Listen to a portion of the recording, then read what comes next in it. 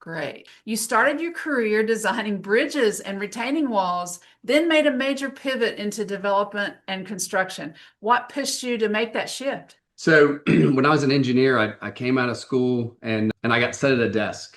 And so as a civil engineer doing structural work, I really wanted to be out in the field. And as I continued that path, there was really no opportunity where I was. And so at that point, I really just went ahead and decided to go an entirely different direction. And I wound up working for a development company. So it was more of a, your surroundings. You're like, I can't stay in this office the whole time, right? Okay. Was there a particular moment or project that made you realize to take full ownership and make this kind of your thing? Once I went into development, I originally worked with a company that built subdivisions. And in a very short time, I ended up meeting a gentleman who was very successful in the development world and was offered a position with this company. Once I went to his office and I looked at what they were building, at my age at the time, I was so amazed by it that I just had to be a part of it. I've always wanted something more, and so it just naturally fit for me. Wonderful. Well, that's a reinvention for sure. Many people talk about reinventing themselves, but very few actually do it successfully. What did that transition look like for you from engineer to the general contractor and then to developer? Well, so when I went into development, I was still in my 20s and really didn't have any development experience. So one of the things I remember is I went into a room and everybody had to be like 10 or 20 years older than me.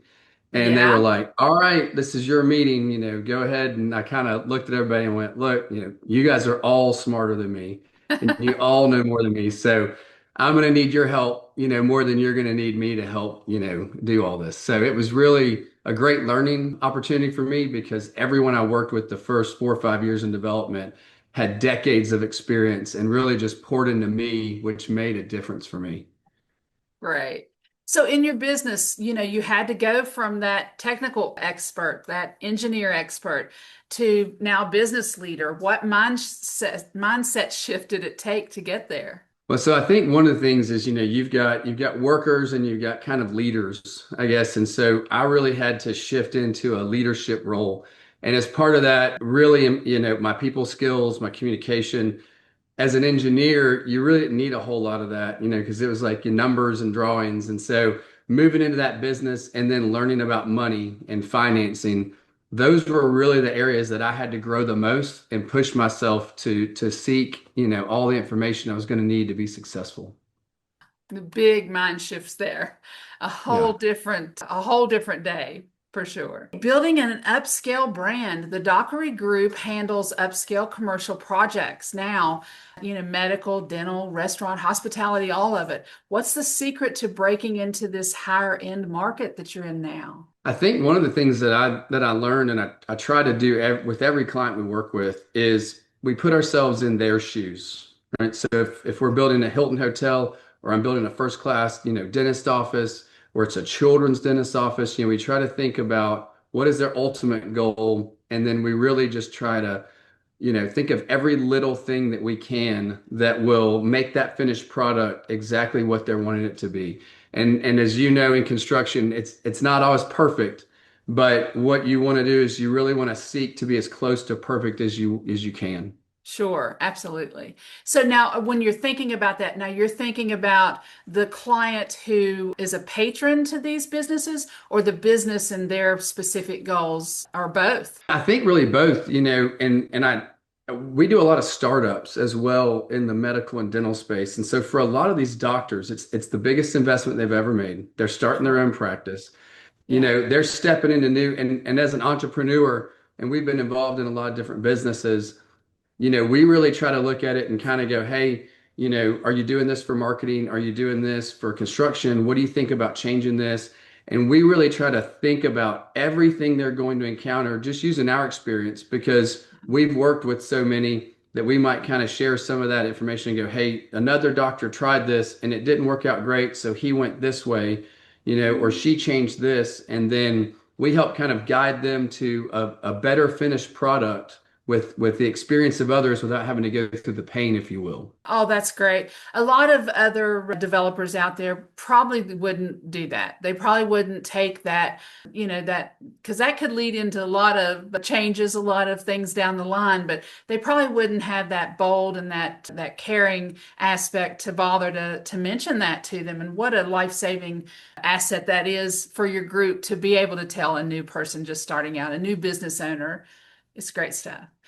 Do you think it's more about relationships, reputation, or results when you land these premium clients? It's probably a little bit of everything. I believe that not only like my personal brand and our company's reputation, those are both great, and the relationships that we build with all of our clients, because we do have a lot of repeat clients and we've got a lot of real estate clients that refer us to their end users, for example. I think the Yeah. biggest thing is, everybody in our organization, our whole team, we operate on those four pillars of integrity and determination, and as a kingdom company, we Yeah. really want to, you know, and I mean my heart in this is that we want them to be successful. So we're going to do whatever we can to help. And I think that's going the extra Absolutely. mile sometimes, which builds those relationships. Absolutely right. We're a kingdom company here at D&D Business Systems, and I tell my clients, if you're not growing and you're not prospering, I'm not prospering either. And I take it very That's right. personal too as well. And it does make a difference. You're absolutely right. Design build advantage. So you emphasize this turnkey single source design build approach. What advantages does that give your clients and your business? Well, I think especially on like a ground up or even like on a tenant build out, with the design build, since we've already got architects and engineers that we already work with on a lot, and we've got several depending on what the product is, but we automatically are going to get better pricing. So one, we're going to help get their design done for less money and probably heartache than, if you think about somebody who runs a store, they don't really know how to manage an architect. They know what they want, but they're going to let the architect design something that may be way over their budget. So I think we're able to keep an eye on their overall budget and make sure they Very stay where important. they're comfortable, right? And also probably expedite the process. I've seen it so many times where we get a set of plans, we price it out, we turn in our pricing, and they go, we're way over budget. All three bids are way over budget. And so that's when you start value engineering and they're paying the architect to change the plans a second time or a third time. With a design build, as you work through it, we're constantly kind of watching the dollars. So if we start to see that project grow and get out of the budget, we can have that conversation before the plans get 100%. And I think timing and efficiency and your finished product, like cost, is probably the three biggest factors where a design build really is, in my opinion, it's the best way to go if you can do it with your project. Oh, absolutely. Yes. I never thought about that. When you have all these separate entities, if you go back with a design change, your architect, that's going to be another expense. And just it keeps Mhm. building, I'm sure. It can probably get really out of Absolutely. hand if it does too. So great stuff. That's right. For contractors listening who maybe want to go into this design build, where should they start? I think finding architects, so several of the architects and engineers that we work with, we met from other projects where we had already received a set of plans and maybe had to work through a project with them. Uh-huh. And they work like us. They're easy to work with. They're not difficult. They're solution based. There's nothing worse than people who always call you with a problem and no solution. And Yeah. so we really try to find those relationships and build them and kind of foster them. And it's a two-way street. They're going to speak highly to their clients who may need a GC or a developer, and we're Yeah. going to refer them out for work and use them on our projects. And so you really get to grow together. And the more you work with them, the more your team and their team knows each other, and they know what you kind of want to see in a design and where maybe they're drawing something that's more expensive than it should be. So we'll teach them how we want them to draw it. So then in the future, like on a dentist office, there's things that I want drawn a certain way in every dentist office because it gives the dentist a better finished product. And maybe it's not the way everybody does it, but based on our experience, it's either less expensive, it's faster, or it's better at the end of the day, or gives them more flexibility in some way. And so once we train them the way we want them to draw, the plans that we build off of are just better. And so everybody really wins in that scenario.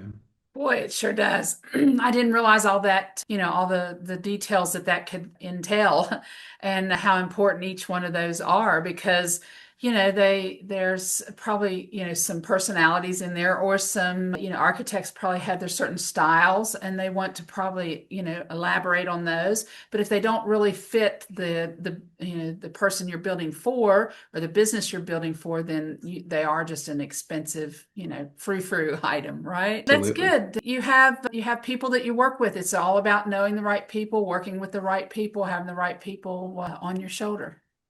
Absolutely. I think the team is the most important part of that. It's everybody that you've got working on the project.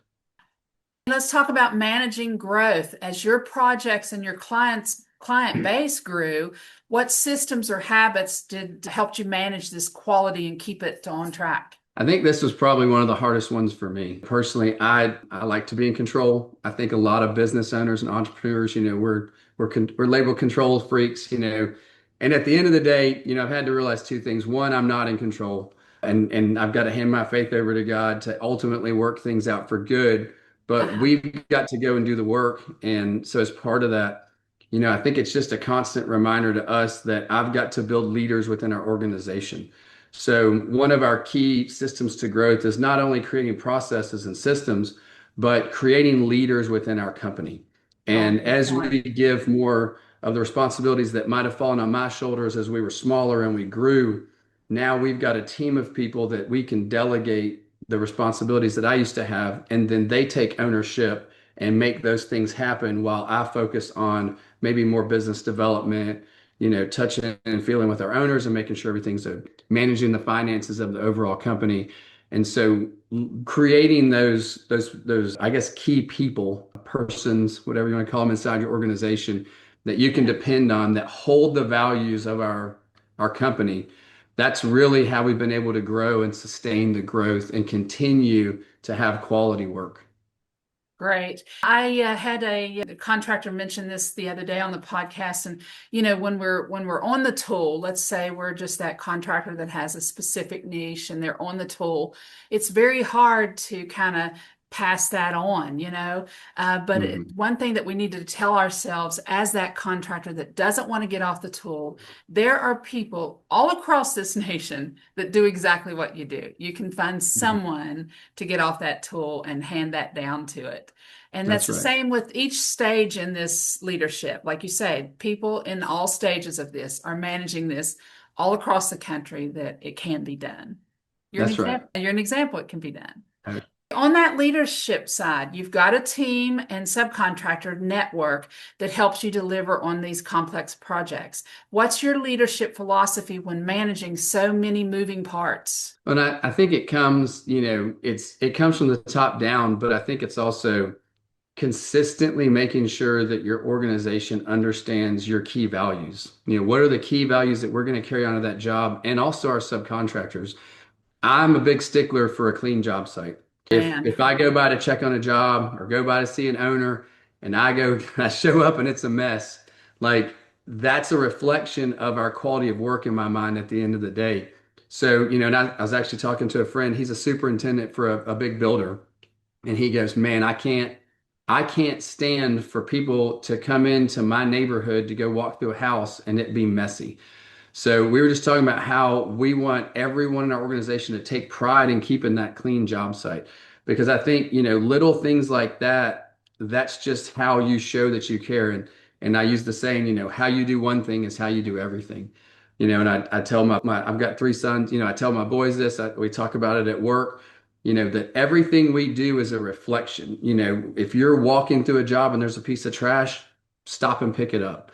So I think one of the things for us is really just paying attention to the details and not just overlooking the small stuff because those actually become the big problems that you have to deal with. that's true. So, how do you balance empowering that team with that vision and maintaining this Dockery Group standard? I think really in hiring the right people, when we go to hire and grow, it takes us a while to find individuals that kind of check all the boxes because really we've got to make sure their values are in alignment. So many times we've brought people into my company over the years and their values just didn't align with ours. It was a good enough philosophy, or it was just a I'm gonna barely even show up philosophy. And and I don't really have the patience or the time to pay someone when there's tons of people who would love to come and work, and give us 100% and carry those values, in what they do. And I think that that's part of our purpose too. Work is a gift, right? To have Yeah. purpose and to produce. So we're given this gift to go and produce all these projects for these people. And so I think that we need to understand, how important that is and just really foster it with our people. Absolutely. It's definitely, I can tell in your voice and what you say, you definitely have in your heart for those that experience these, like, your shooting range and these other projects that you have that I know you're thinking about those that are patronizing these places as well. Absolutely. Challenges and setbacks. Every builder faces a project that tests their patience or their faith.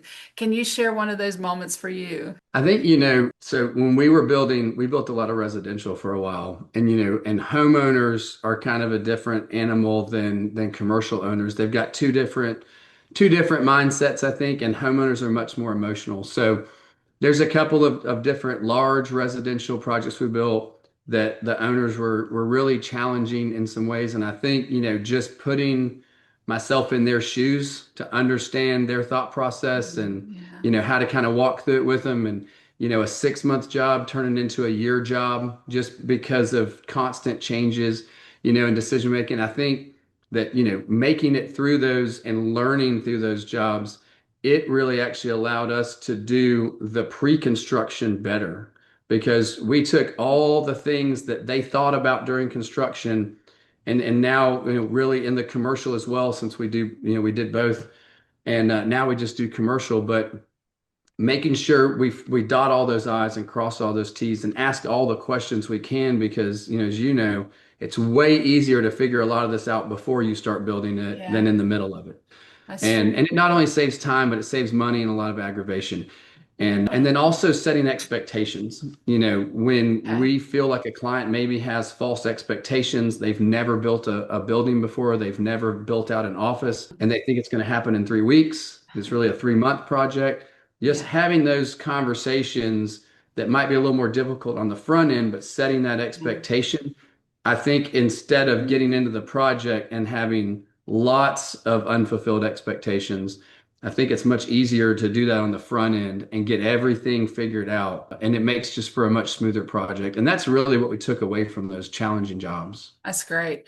That's great. You did. You took something that tested your patience and you turned it into a plus for your business, meeting those needs and taking care of those situations before they ever came up. Good thinking. Standing out in a crowded market, commercial construction in Georgia is competitive. What have you done to help your business stand out from others in the field? I think one is, you know, my personal brand is one of those things.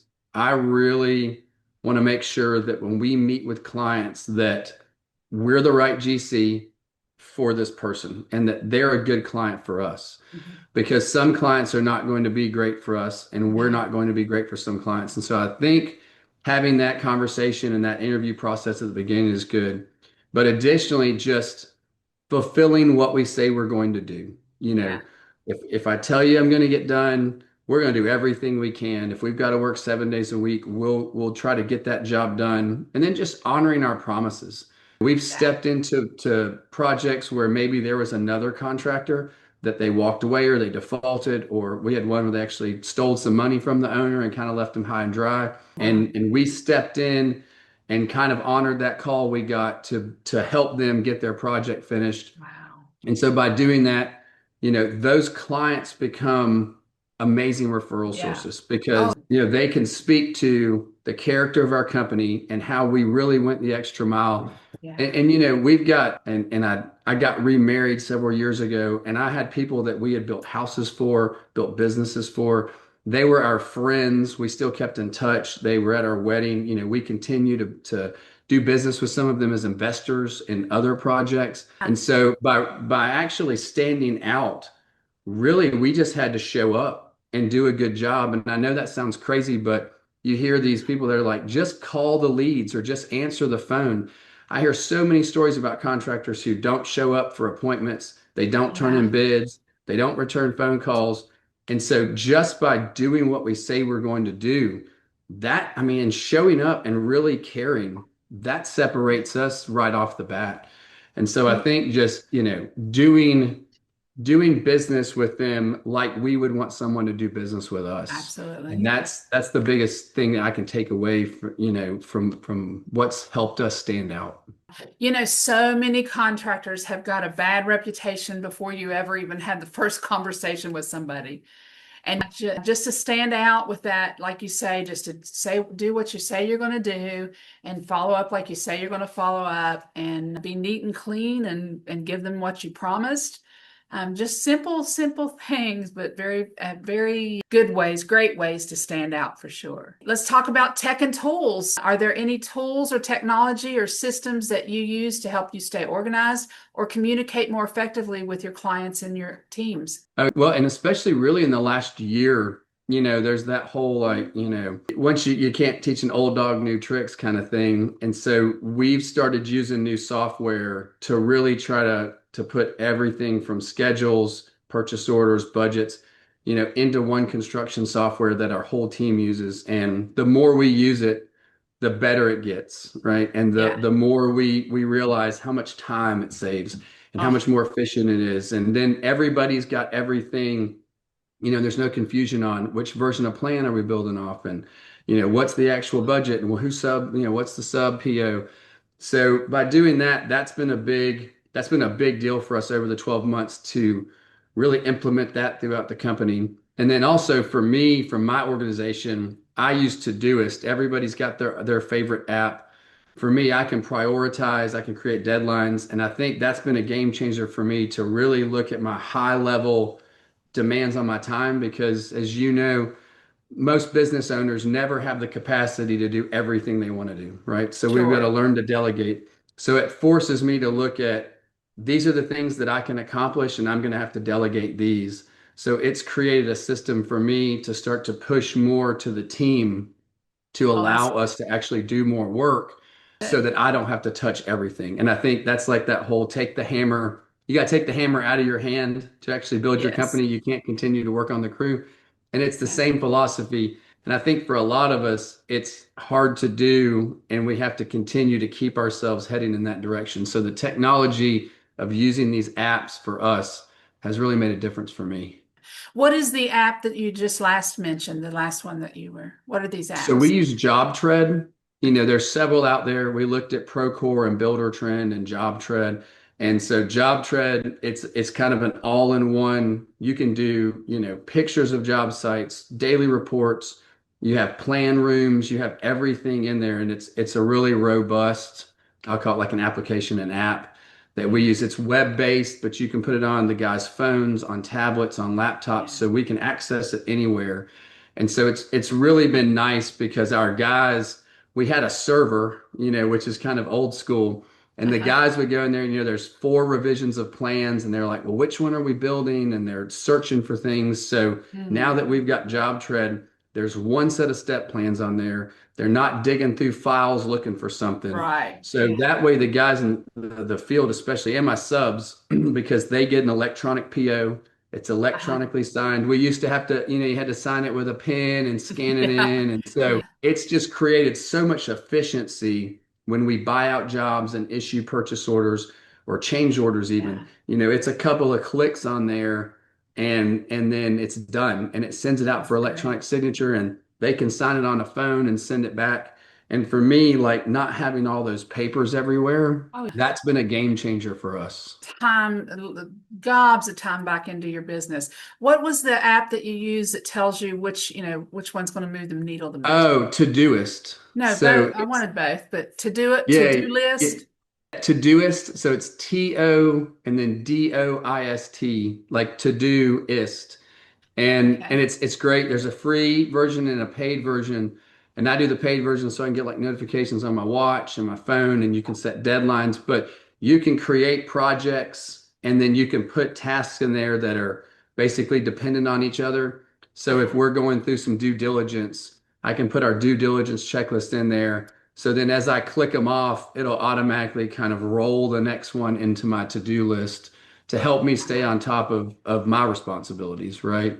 So everybody kind of works differently with that. Everybody in our organization doesn't use it, but we all kind of have a weekly meeting with different parts of the team where we go over our high level goals and deadlines for that week and the next week.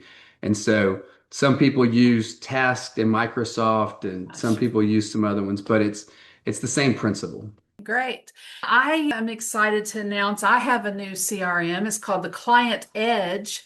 And what it Okay. does is it manages on the client side. So it manages all, automates all your emails, your referrals, your reviews, it has the option of having an AI employee that starts answering the phone for you, booking What? appointments, booking estimate jobs, and you can have your entire pipeline on it. And so it's more of managing the client side of the business. Oh, And that's very cool. I'm excited about it. I'm excited to dish it out and get it. I've got it up and running and excited about that. So lots of new trends in the construction tech space. All those CRMs and everything that are out there is great. So, Nathan, you clearly know what it takes to stand out in the competitive industry. And if you ever meet a contractor or local business owner who's trying to figure out how to dominate their market, someone who's ready to be seen, trusted, and chosen first, I'd be honored if you'd send them my way. That's exactly, who we like to help here at D&D Business Systems. Absolutely. Thank you. Scaling and sustainability. As you scaled, how have you protected your brand's integrity, especially when taking on bigger or more complex projects? When I think, say no, which to anybody growing a business, it's hard to say no to an opportunity. Okay. But I think, what we learned through growing and, kind of done this twice. This is the second time we've grown our company back. We kind of shrunk and then we grew again.